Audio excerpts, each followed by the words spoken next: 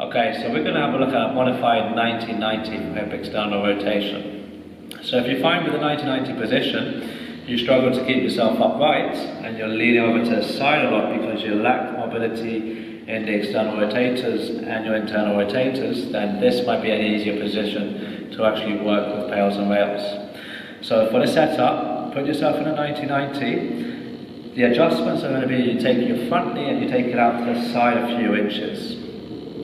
Once you've done that, close the knee joint slightly, so you're bringing this foot closer into you, and you may also wish to close the rear leg knee joint a little bit.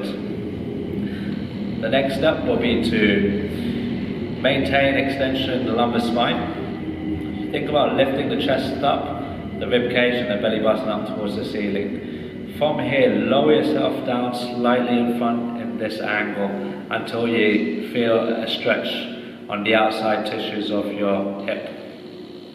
Once you found that stretch, we're going to hold here for 2 minutes.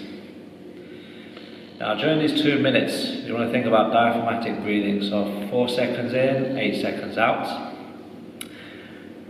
Once you've done 2 minutes, your PAILS contraction is going to be to push this knee and foot into the ground, at the same time thinking about rotating.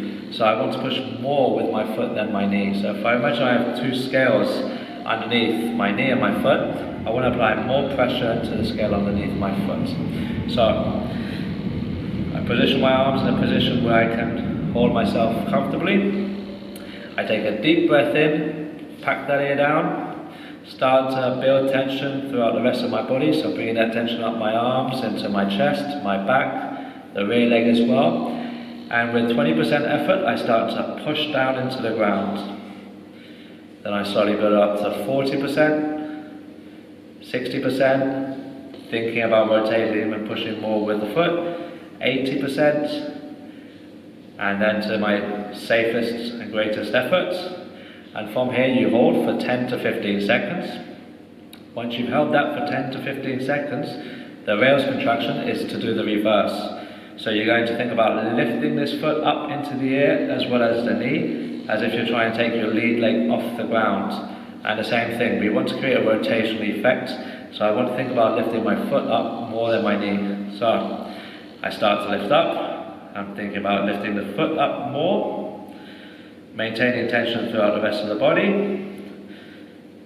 and I hold that for 10 to 15 seconds. Once I've held that for 10 to 15 seconds, I relax, just try to let my hip sink down a bit, and in this position, lift the chest up and ribcage a bit more, belly button up to the ceiling, and then try to lower your chest down in front just a little bit more.